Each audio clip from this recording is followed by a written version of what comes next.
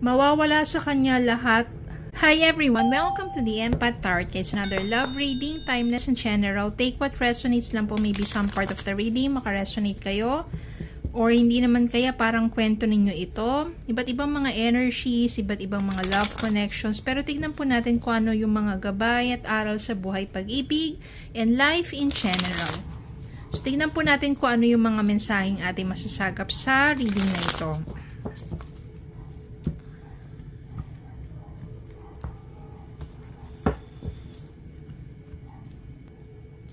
Okay. Spirit guys, send me messages. Anong love connections ito? Lessons in life and guidance ang nais yung iparating sa amin. Mga aral at kabay sa buhay, pag-ibig, and life in general. Spirit guys, send me more messages.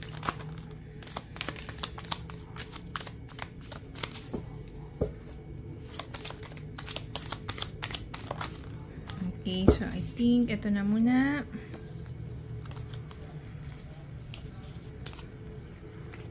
Yan. Silipin natin ang mga mensahe na to. Strength. The World. Six of Cups. Eight of Cups. Star. Empress. Three of Swords. And Six of Wands. Meron ditong heartaches. Three of Swords. Eight of Cups.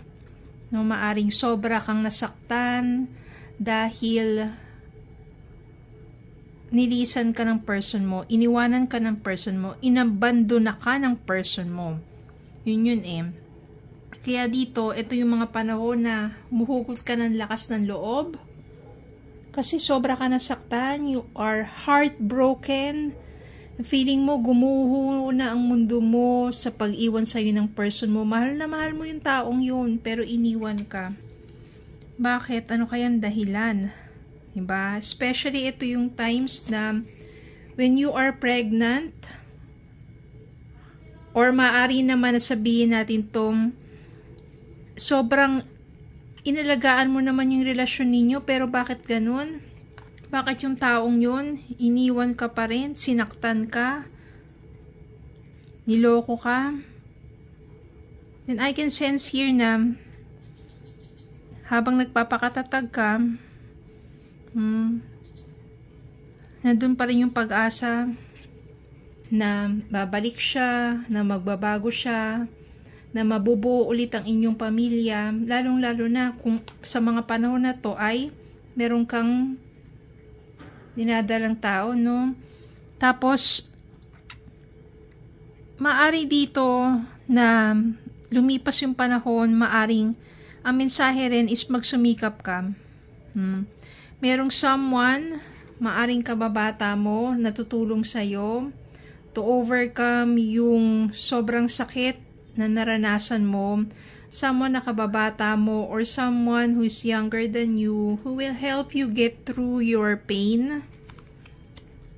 Maaring tulungan ka niya sa iyong kabuhayan, at ito yung magbibigay ng pag-asa sa'yo na parang marami pa rin naman mabubuting tao na handang tulungan ka. At the same time, maraming opportunities na pinagkakaloob sa'yo. Ma-overcome mo yon, magtatagumpay ka.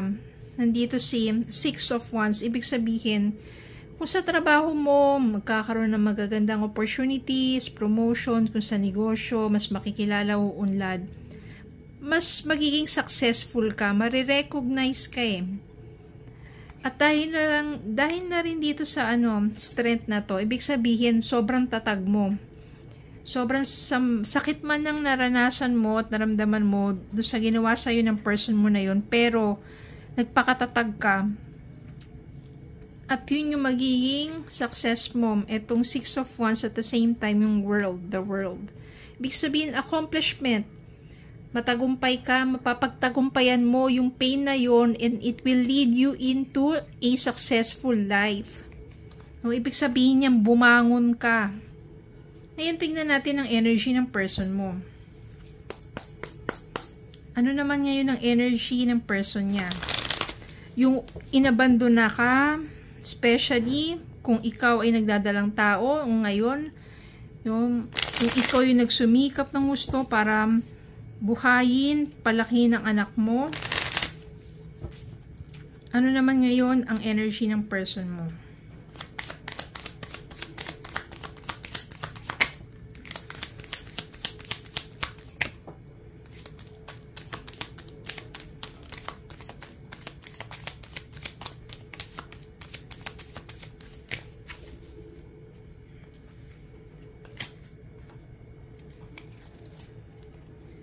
Page of Pentacles, the Devil,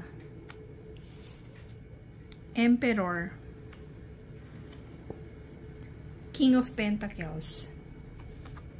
Well, maraming mga ano dito, ba't ibang mga katauhan. Page of Pentacles, King of Pentacles, Emperor. Siya yung someone na masyadong mataas ang tingin sa sarili, masyadong yung ego niya. At maaring nagpakayaman din siya ng gusto. Kasi nandito si King of Pentacles eh. From Page of Pentacles, King of Pentacles, ibig sabihin, ang kabuhayan nito, or sabihin natin, marami siyang pera. Marami siyang pera, pero, maaring nakuha niya yung salapi na yun sa hindi magandang paraan. The Devil. Masyado siyang in control, masyado siyang authoritative, or masyado siyang, sabihin natin, mataas ang ego niya. Marami siyang pera, pero devil. Maaring nakuha niya yung pananalapi na yon sa hindi mabuting pamamaraan.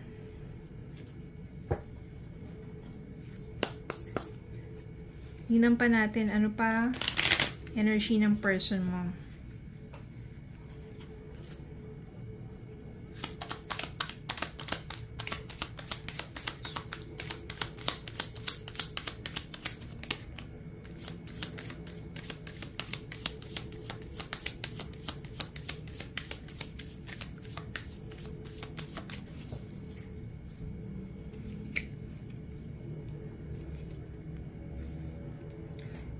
I can sense here ito, merong 5 of Pentacles, merong Ace of Pentacles, and 10 of Cups.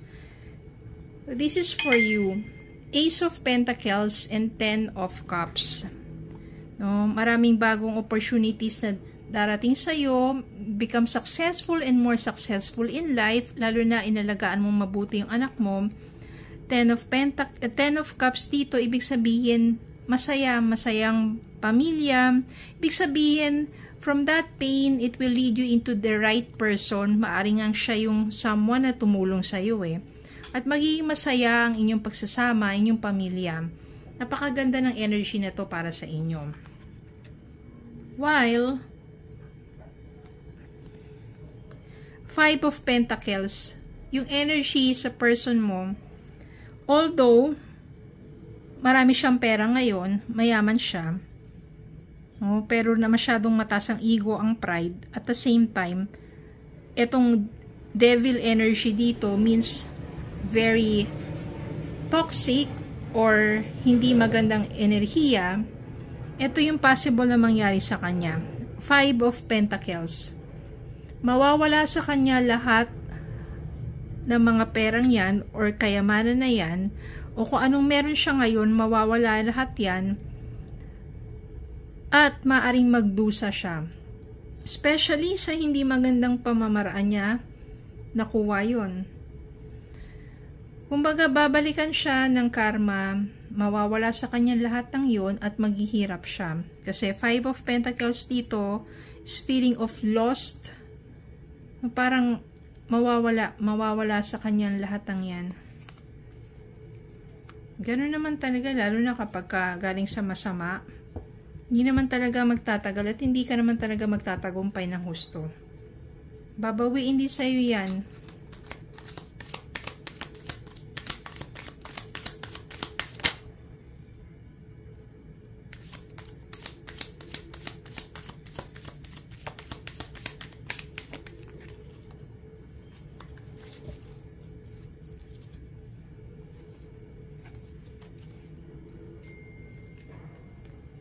Andito si King of Swords, King of Wands.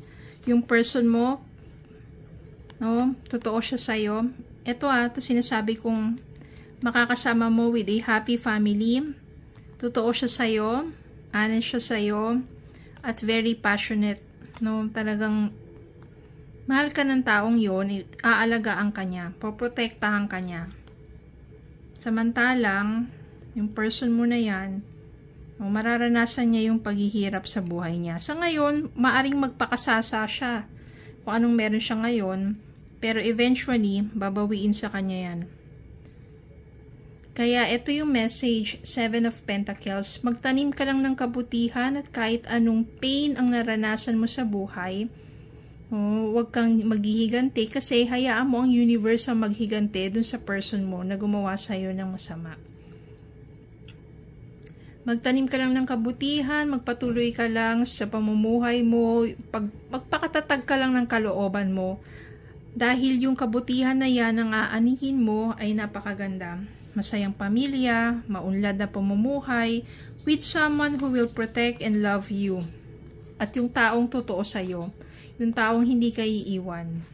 Paprotektahan ka, taalagaan ka. Okay, so yun lang po. Maraming salamat po for watching. Please don't forget to like, share, comment, subscribe, follow me on Facebook and YouTube. Have a good day po and God bless.